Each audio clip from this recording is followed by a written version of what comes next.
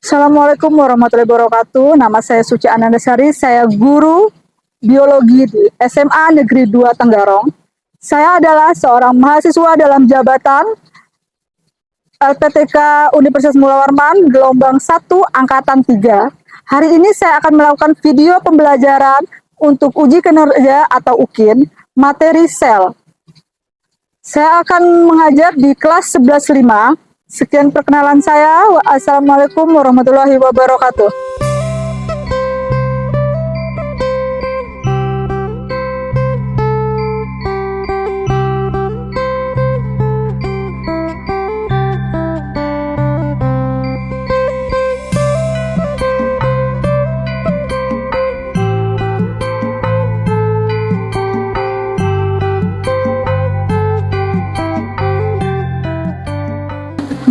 Assalamualaikum warahmatullahi wabarakatuh. Waalaikumsalam warahmatullahi wabarakatuh. Apa kabar kalian semua? Luar biasa. Oke, sebelum kita memulai pelajaran hari ini, kita berdoa dulu ya menurut agama dan kepercayaan kita masing-masing. Silakan Sani dipimpin doanya. Sebelum mulai pelajaran siang hari ini, mari kita berdoa menurut agama dan kepercayaannya masing-masing. Doa mulai.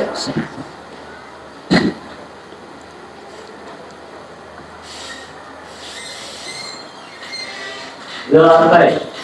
Absensi dulu ya, absen hari ini. Siapa yang nggak hadir?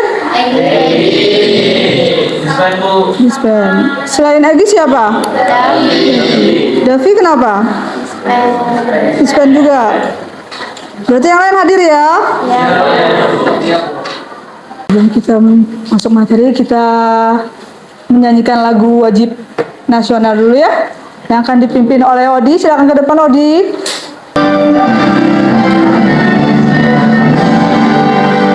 Indonesia tanahku, tanahku padaku. Di sanalah ku berdiri, jadi pandu hidupku. Indonesia kebangsaanku, bangsa dan tanah air. Bangunlah jiwanya, bangunlah badannya untuk Indonesia Raya. Indonesia Raya, merdeka, merdeka, tanahku, negeriku yang ku cinta. Indonesia Raya, merdeka, merdeka, tanahku, negeriku yang ku cinta. Indonesia, Indonesia Raya. Tentang sel, struktur dan fungsi sel. Siapa yang pernah melihat sel?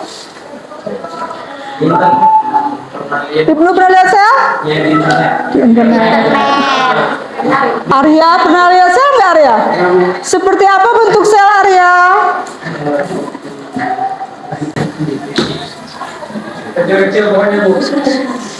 Sel itu terlihat nggak dengan mata telanjang? Harus pakai mikroskop. Jadi harus pakai?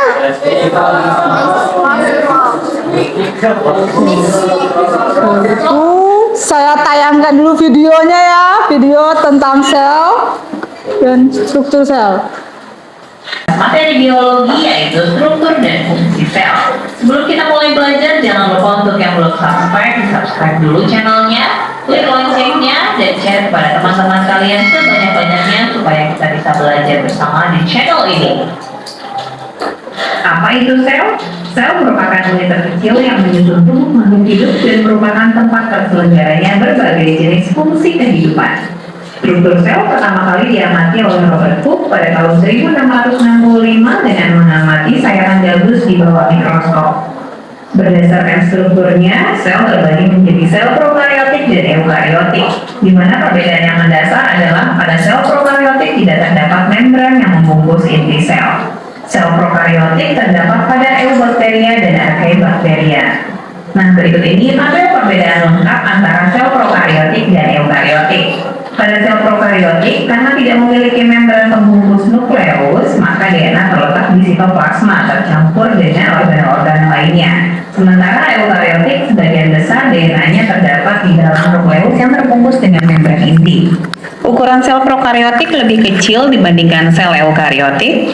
Sel prokariotik memiliki jumlah organel yang jauh lebih sedikit dibandingkan sel eukariotik, di mana sel eukariotik memiliki organel-organel lengkap seperti nukleus, mitokondria, kloroplas, retikulum endoplasma, dan lain-lain. Sel prokariotik terdapat pada organisme-organisme uniseluler, sementara sel eukariotik bisa terdapat pada organisme uniseluler maupun multiseluler.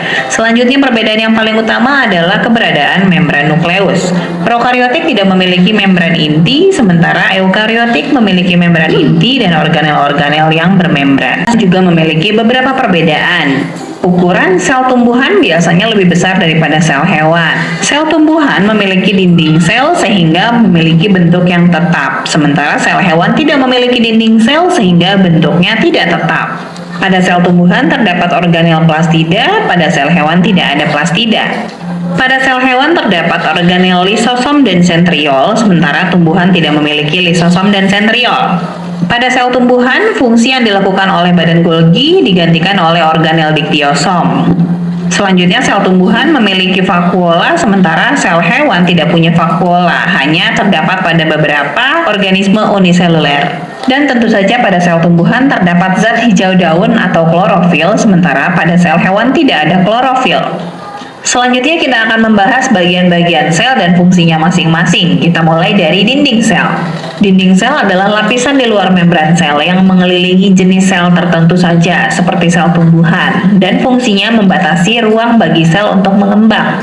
Fungsi lain dari dinding sel adalah untuk mempertahankan bentuk sel, menjadi penyokong, memberikan perlindungan baik mekanis maupun fisik, mencegah kehilangan cairan, dan mengontrol ukuran sel ketika sel menyerap air. Dinding sel pada tumbuhan tersusun atas pektin, serat selulosa, dan hemiselulosa. Berikutnya ada membran sel. Membran sel adalah selaput pembungkus sel yang berfungsi untuk melindungi bagian dalam sel sebagai tempat keluar masuknya zat dari luar dan ke dalam sel, juga sebagai reseptor atau penanda identitas suatu sel. Nah, perhatikan struktur membran sel berikut ini ya. Membran sel tersusun atas lipid bilayer atau lemak dua lapis yang biasa disebut fosfolipid, karena bagian kepalanya tersusun atas fosfat yang bersifat hidrofilik dan bagian ekornya tersusun atas lipid atau lemak yang bersifat hidrofobik. Selanjutnya ada protein integral dan protein perifer, di mana keduanya berfungsi penting dalam proses transportasi zat keluar masuk sel. Dan ada glikolipid yang berfungsi sebagai penanda atau identitas suatu sel, dan juga glikoprotein yang berfungsi sebagai reseptor atau menerima rangsang dari luar sel. Nah, itu tadi adalah struktur dan fungsi membran sel. Selanjutnya kita akan bahas satu persatu. Yang ditayangan tadi? Saya mau nanya, tadi siapa yang penemu pertama kali sel tadi ditemukan oleh siapa? Pada tahun berapa? 1665. Tahun berapa, Farel? 1665. Ditemukannya di mana? Di mana? Pertama kali sel ditemukan oleh ilmuwan yang bernama Robert Hooke pada tahun 1665, dan penemu itu dari Inggris. Bab 1 tentang sel.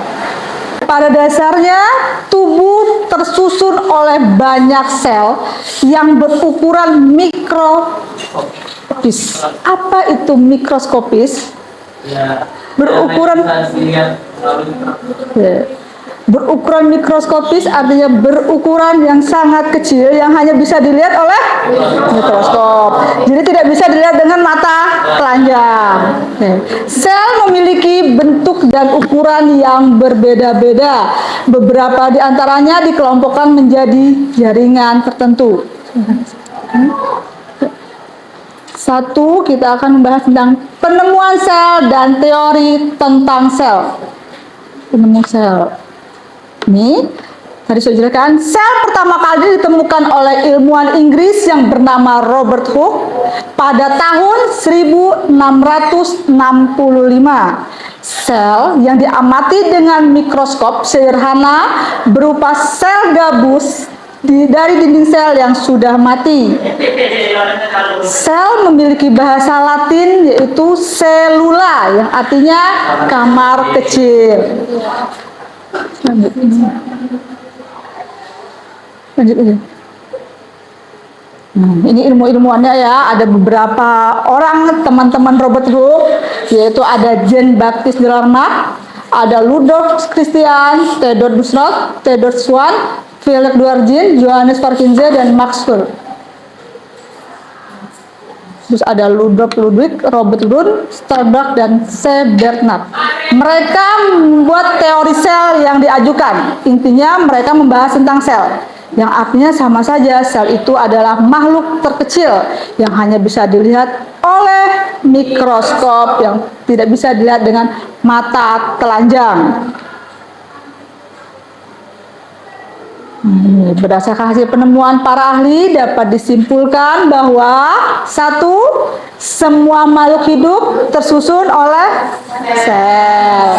Kedua, sel merupakan unit fungsional karena melakukan fungsi kehidupan. Contohnya, intensif, protein untuk fisiologis, morfologis. Terus selanjutnya adalah sel merupakan unit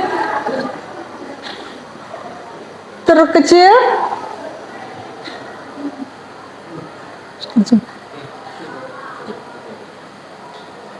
sel merupakan struktur terkecil makhluk hidup yang menjadi komponen dasar penyusun tubuh makhluk hidup. Sudah. Selanjutnya, kisaran ukuran sel. Sebagian besar sel berukuran 1 sampai 100 mikrometer dengan volume 1000 sampai 1000 mikrometer. Dalam pengamatan sel diperlukan mikroskop karena sel itu sangat-sangat kecil, jadi dia tidak bisa terlihat. Nah, ini ada dua mikroskop. Ada mikroskop cahaya dan ada mikroskop elektron. Mikroskop cahaya dia tidak menggunakan listrik, tapi dia hanya bisa terlihat kalau ada cahaya terang saja. Contoh seperti cahaya matahari ya. Sedangkan kalau mikroskop elektron dia menggunakan bantuan listrik.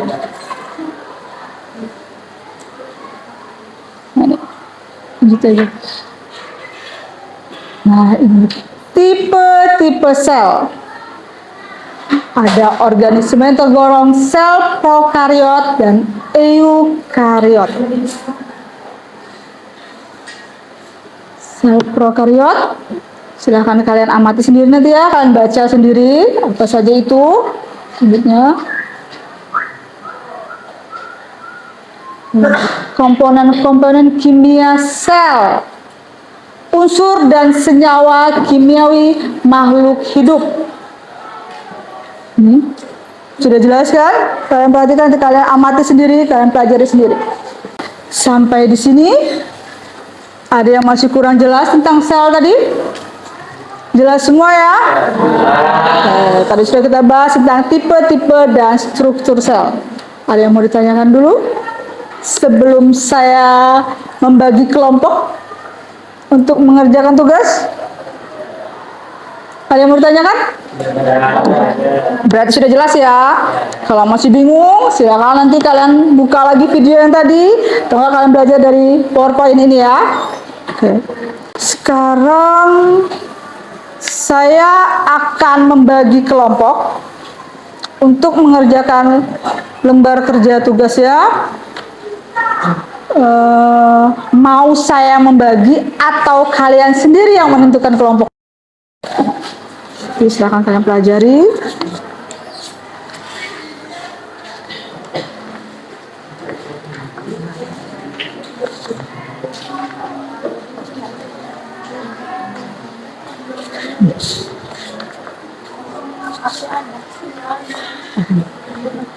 Mengikuti mengikuti proses pembelajaran berbasis penemuan melalui kegiatan diskusi dan observasi, peserta didik mampu menganalisis perbedaan struktur sel prokariotik dan eukariotik serta menganalisis fungsi komponen sel. Kalian lihat dulu LKPD-nya. Apa sudah jelas semua?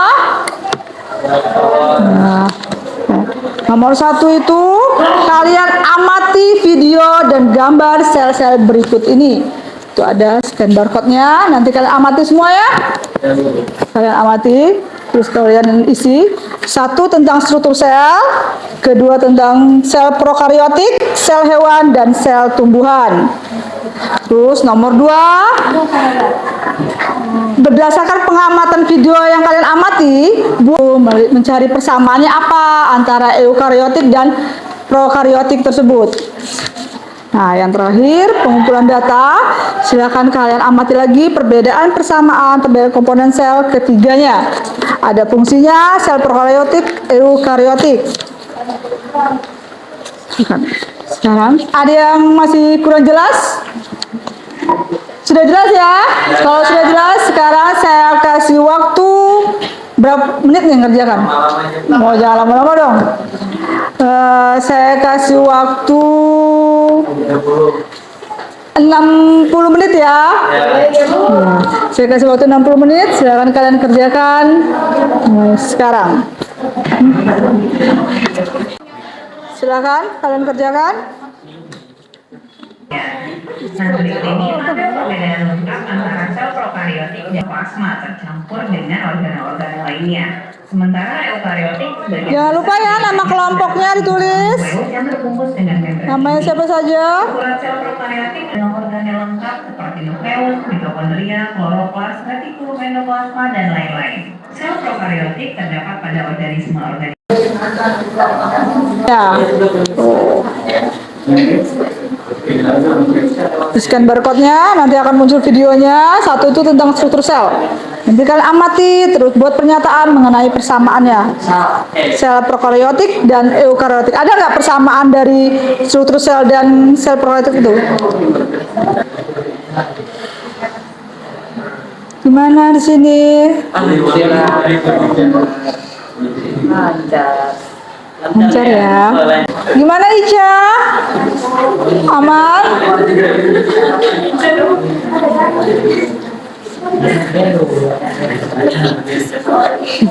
Tahan.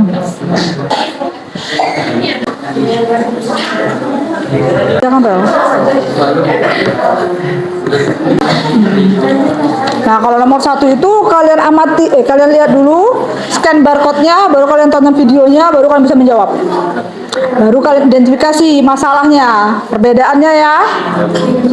Sel eukariotik dan prokariotik.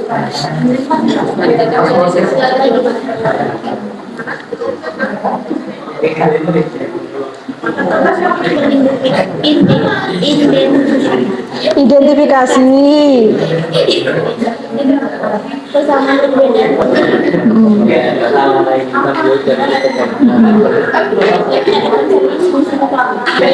Jadi semua kerja. Bagian ini Enggak.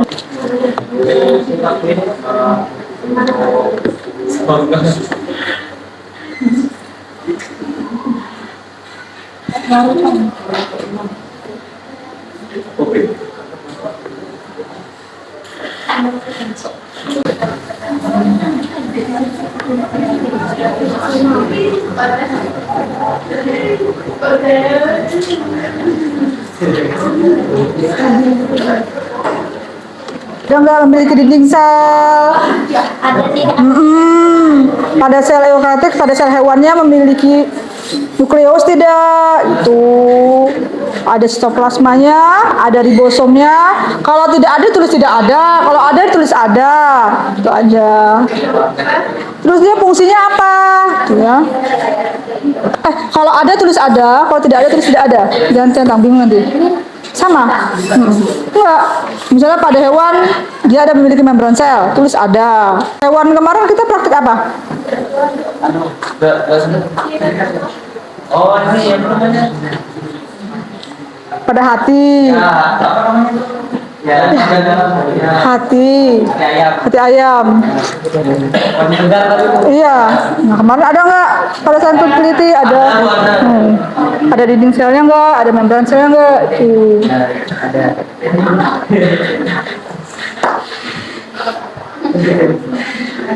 Lahan.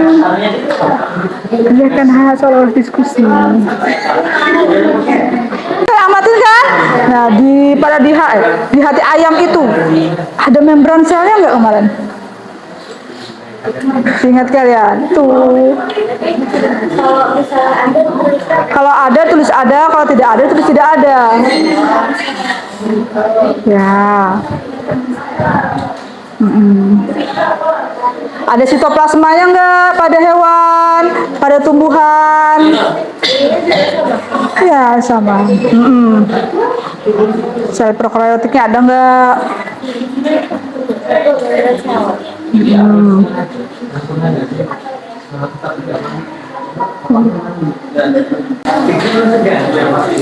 Merupakan sel yang belum memiliki nukleus atau tidak memiliki membran inti. Ya.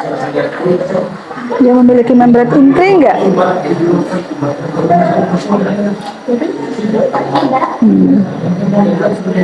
Nah, terus ada, berarti ada semua. Nah, nukleus pada sel hewan ada nggak? Nah, nanti yang berani maju duluan ke depan, kelompoknya akan mendapat reward dari saya. Ayo Gusti, kalau kelompoknya maju bakal dapat reward loh. Ini kan Bu, kajian terdapat pada tumbuhan, tapi tumbuhan tertentu tulisnya ada atau tidak? Berarti ada. Ada, terus dalam kurung tulis aja hanya terdapat pada tumbuhan tertentu. Tidak semua tumbuhan berarti ada kan?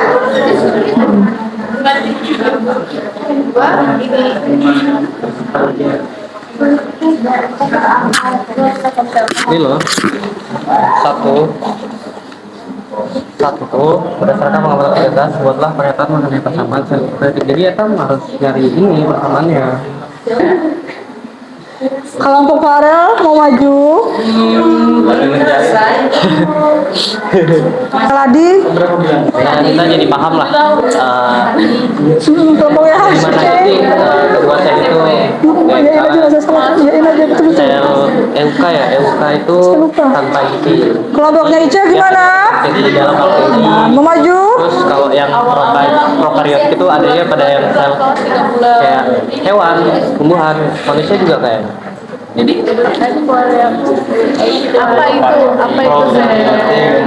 apa itu sel terus dan apa perbedaan dari dan apa perbedaan lain bagaimana struktur sel fungsinya ke bla bla bla bla baru Sudah selesai kelompoknya Ibnu? Belum Bu, dikit. Bentar lagi lah, berapa menit ya? 10, 20, 30 menit. Ice breaking dulu. Ayo semuanya berdiri, kita ice breaking. nanti habis ice breaking lanjut lagi lah Bu. Sip. Nah, Sani berdiri, biar kita semangat, biar kita nggak ngantuk belajarnya. Belajar di siang hari, belajar biologi. Oke.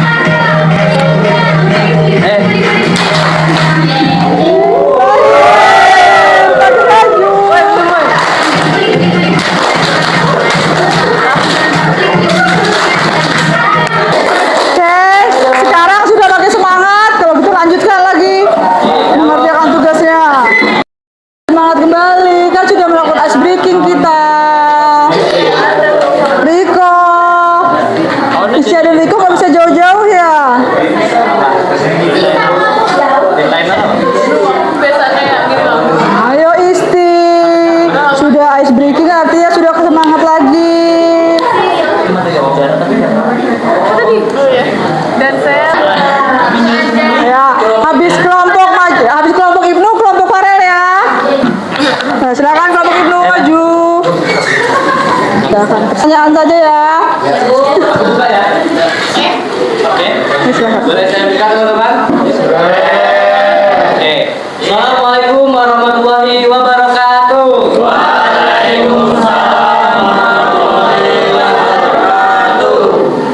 Selamat siang teman-teman semua.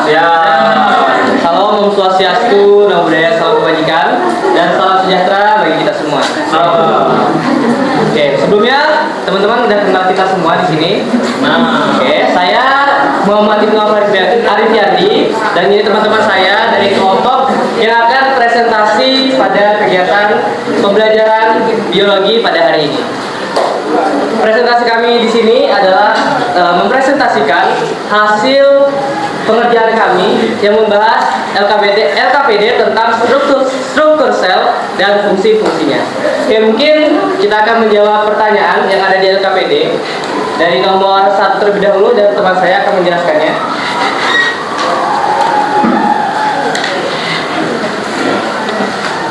Oke, jadi pertanyaan untuk nomor 1 yaitu berdasarkan pengamatan video di atas, buatlah pernyataan mengenai persamaan sel prokaryotik dan eukaryotik. Jadi hasil dari diskusi kami tadi yang kami dapatkan, yang pertama, persamaan sel eukaryotik dan prokaryotik yaitu sama-sama memiliki membran sel yang mengandung lapisan ganda lipid.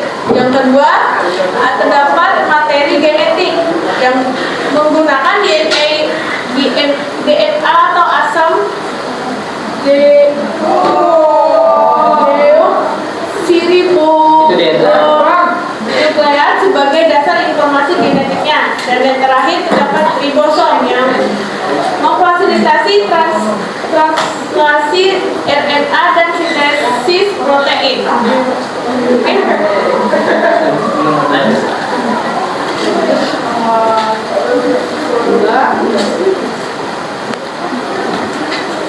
Setelah pengamatan pada gambar laboratorium virtual tersebut, identifikasilah persamaan perbedaan komponen sel ketiganya dengan melengkapi tabel di bawah ini. Jadi komponen pertama yaitu dinding sel, fungsinya memberi bentuk sel tumbuhan, melindungi bagian dalam sel dari pengaruh lingkungan dan menjaga sel tumbuhan agar tidak pecah akibat masuknya air secara berlebihan. Dinding sel terdapat di sel prokaryotik dan sel eukaryotik pada sel tumbuhan. Sedangkan di sel hewan, dinding sel tersebut tidak ada. Pada komponen kedua, badan inti berfungsi sebagai tempat mengolah dan memodifikasi protein. Pada sel prokaryotik, badan Golgi tersebut tidak ada, dan sel eukaryotik, badan Golgi pada sel hewan dan sel tumbuhan ada nucleosom. Yang ketiga, komponen plastida. Fungsinya menyimpan makanan berupa leukosit dan sel pigmen serta mengubah warna daun, khususnya hijau, yang memiliki efek fotosintesis bagi tumbuhan. Pada sel prokaryotik, plastida tersebut tidak ada, dan sel eukaryotik pada sel hewan tidak ada, dan pada sel tumbuhan ada. Komponen keempat, lisosom, berfungsi sebagai mendaur ulang benda-benda asing yang terdapat dalam sel. Pada sel prokaryotik, lisosom tersebut tidak ada, dan sel eukaryotik pada sel hewan ada, dan pada sel tumbuhan tidak ada. Selanjutnya, komponen sentrio berfungsi sebagai pembelah sel dalam bentuk benang spindel dan membentuk silia dan flagella. Pada sel prokaryotik, sentriol tersebut tidak ada, dan pada sel eukaryotik pada hewan itu ada, dan pada tumbuhan itu tidak ada. Selanjutnya, vakuola berfungsi sebagai kristal atau bahan tumbuhan lainnya pencernaan makanan pada hewan bersel satu. Vakuola pada sel prokaryotik tidak ada, dan pada sel eukariotik, pada sel hewan tidak ada, sel tumbuhan ada. Selanjutnya, flagel berfungsi sebagai alat untuk menggerakkan. Pada sel prokariotik, flagel itu ada, dan pada sel eukariotik, sel hewan ada tetapi tidak semua. Pada sel tumbuhan tidak ada. Selanjutnya, klorofil. Klorofil berfungsi sebagai penyerapan cahaya, biasanya berupa sinar matahari. Pada sel eukariotik, sel prokariotik tidak ada, dan pada sel eukariotik, sel tumbuhan tidak ada. Pada sel tumbuhan ada. Selanjutnya, ribosom. Sel berfungsi sebagai tempat melakukan sintesis protein atau pembentukan protein. Pada sel prokariotik ada, pada sel eukariotik, pada sel hewan Tidak ada. dan pada sel tumbuhan ada.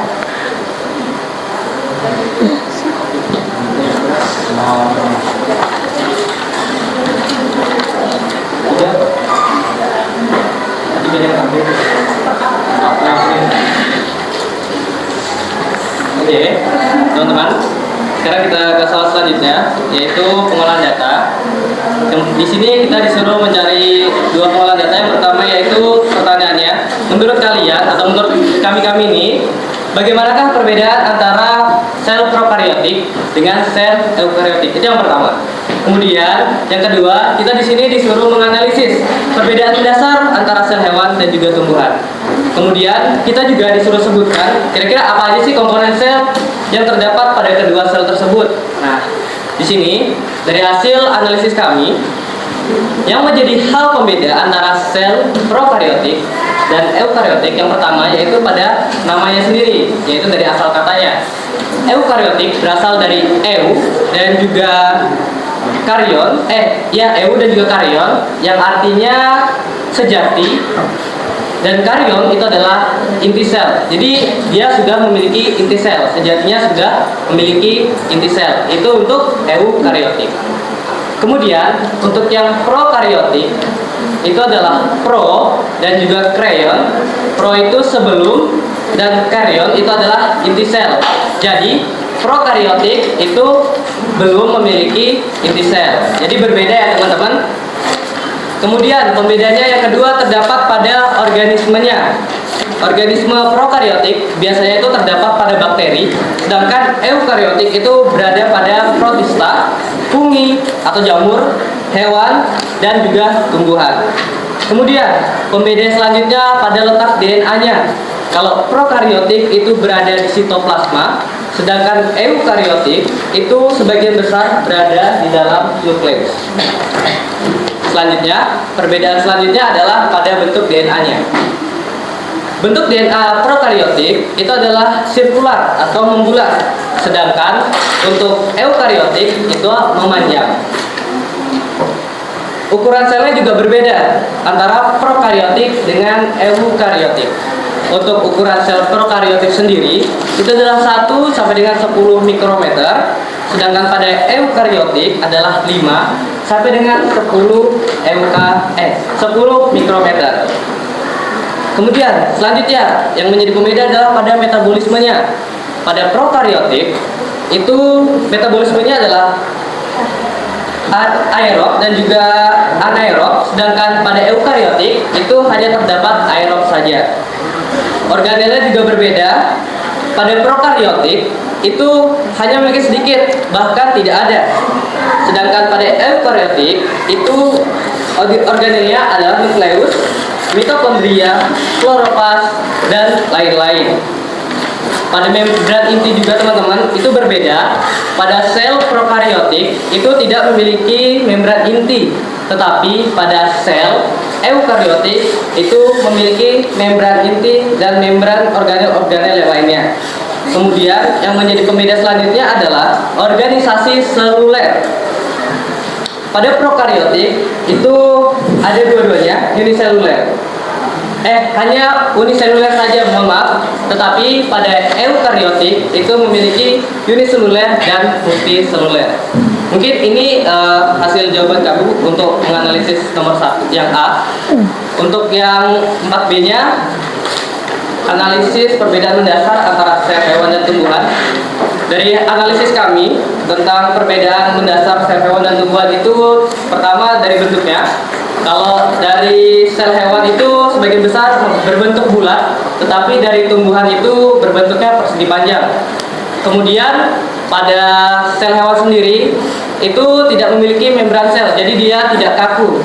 Berbanding terbalik dengan sel tumbuhan itu tidak memiliki membran, jadi dia bersifat kaku.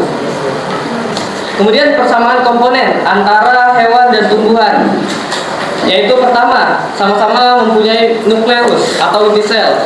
Kemudian yang kedua adalah sama-sama memiliki membran sel. Yang ketiga, sama-sama memiliki sitoplasma. Yang keempat, sama-sama memiliki mitokondria. Yang kelima, sama-sama memiliki badan Golgi. Dan yang terakhir yaitu sama-sama memiliki ribosom. Mungkin itu yang bisa kami analisis dari pertanyaan nomor 4 tentang pengolahan data. Kemudian arahan terakhir disimpulkan pendapat kami tentang manfaat mempelajari struktur kedua tipe sel bagi kehidupan. Jadi kesimpulan yang dapat kita ambil adalah menjadi paham bagaimana struktur-struktur sel, fungsi-fungsinya, dan mengetahui bagaimana perbedaan dan persamaan sel eukariotik dan sel prokariotik. Sudah selesai ya? Oke, mungkin ini Bu yang bisa kami analisis dan kami presentasikan kepada teman-teman sekalian. Dan mungkin selanjutnya kita akan membuka sesi tanya jawab kepada teman-teman sekalian bagi yang ingin bertanya tentang hasil presentasi kami. Ada yang mau bertanya dari kelompok? Silakan Gusti. Yes. Terima kasih dari kelompok penuh dan kesehatan bertanya. Jadi saya ingin bertanya, siapakah penemu dari sel dan di manakah sel itu ditemukan? Itu saja yang saya tanyakan. Oke, terima kasih Gusti. Pertanyaannya kami simpan terlebih dahulu ya. Kami persilakan kepada penanya selanjutnya untuk mengangkat tangan terlebih dahulu. Saya dari kelompok 3. Saya ingin bertanya bagian apa yang paling penting dalam struktur sel. Oke. Dari program berikutnya ingin bertanya apa fungsi dari mitokondria yang ada di dalam sel. Mungkin ini bisa jadi saya. Fungsi mitokondria. Bertanya, sebenarnya apa sih yang terjadi bila juga sebuah sel tidak mempunyai sel prokaryotik? Oke. Terima kasih untuk pertanyaan teman-teman. Kita rangkum terlebih dahulu. Akan kami diskusikan dengan rekan-rekan saya. Beri kami sedikit waktu untuk menjawabnya. Terima kasih. Gusti dulu berarti. Gusti siapa mau jawab? Aku ya Kak. Ya, silakan Ibnu. Oke, jadi izin menjawab ya Gusti. Untuk penemu sel itu tuh adalah Robert Hooke. Beliau adalah sosok ilmuwan dari Inggris. Dia menemukan sel itu pada tahun 1665 yang pada awalnya beliau meneliti sel itu yang menggunakan sel gabus. Jadi beliau adalah Robert Hooke jawabannya. Apakah sudah cukup jelas Gusti untuk jawabannya dan boleh disangka juga apabila kurang jelas? Kalau boleh tahu, di manakah Robert itu menemukan sel tersebut, di daerah mana atau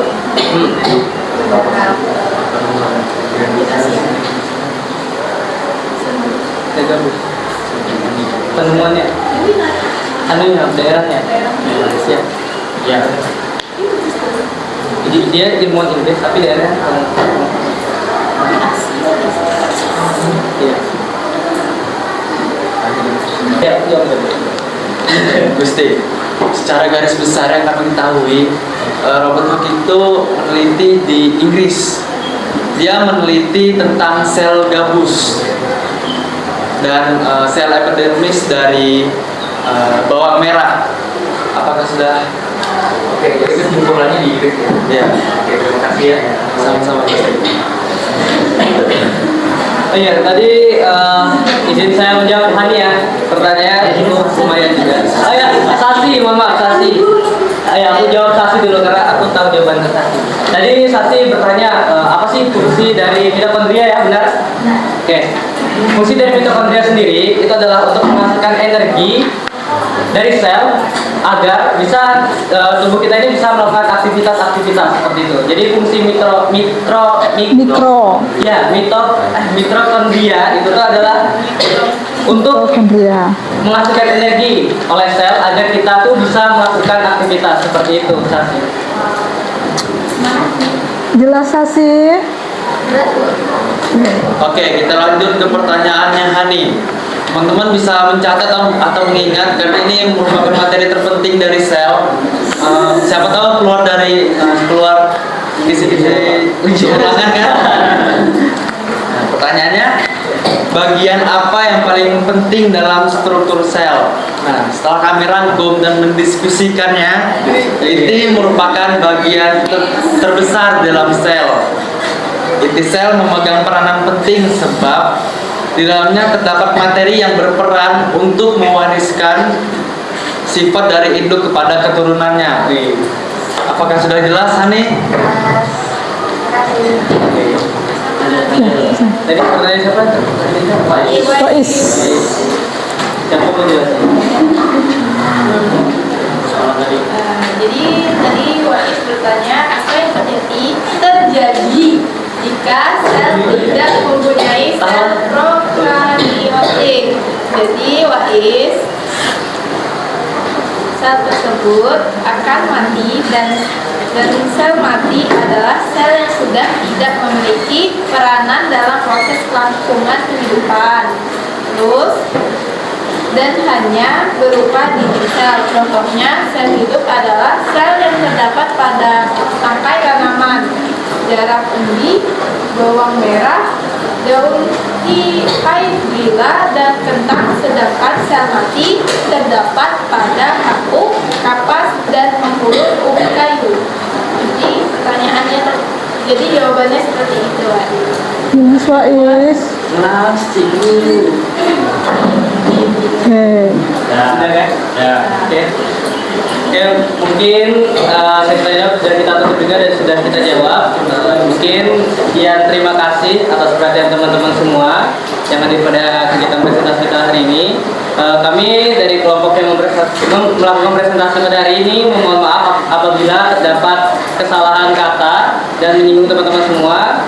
Saya akhiri, akhirul kalam. Assalamualaikum warahmatullahi wabarakatuh. Kita kasih applause dulu untuk kelompoknya Ibnu dan teman-teman. Sekarang saatnya kita ice breaking lagi yang terakhir. Kita menyanyikan lagu Daerah.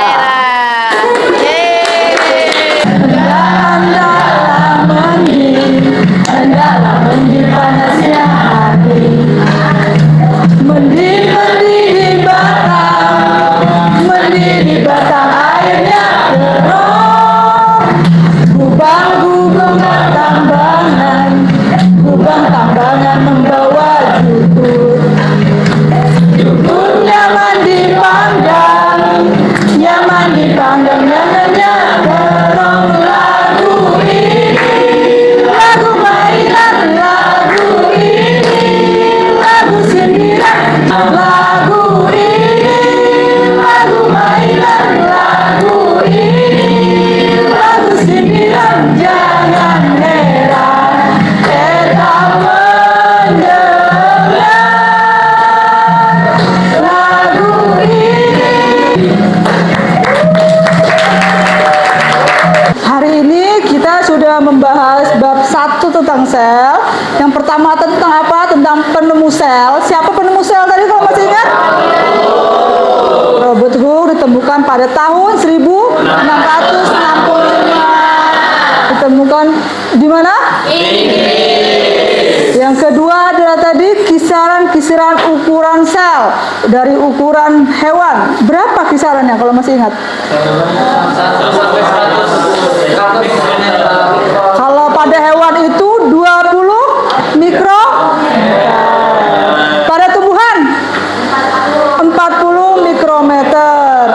Terus pada amuba yang paling kecil 90 sampai 800 mikro. Nah, terus tadi yang terakhir kita pelajari adalah tipe sel. Ada 2 tipe sel. Apa aja tadi? Prokariotik dan eukariotik. Prokariotik contohnya seperti apa? Tadi contohnya bakteri, contohnya kalau eukariotik itu kayak jamur ya. Kalau prokariotik tadi pada apa?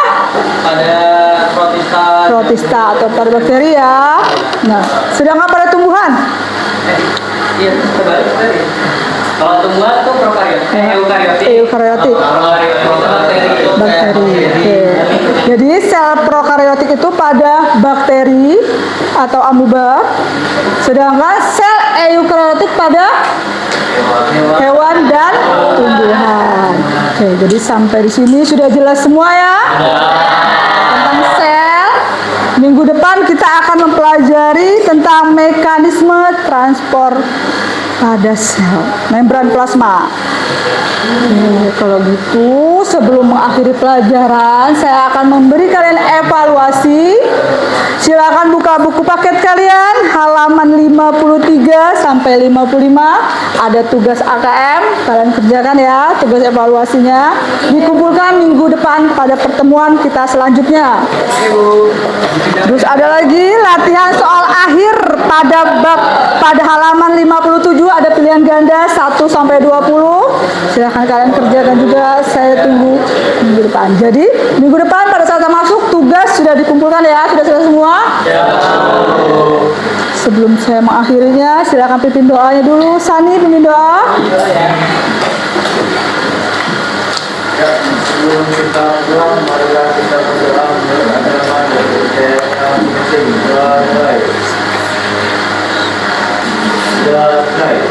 Oke, kalau gitu terima kasih banyak atas pertemuan hari ini. Minggu depan kita lanjutkan lagi. Kalau gitu saya akhiri ya. Assalamualaikum warahmatullahi wabarakatuh. Waalaikumsalam warahmatullahi wabarakatuh. Terima kasih ya.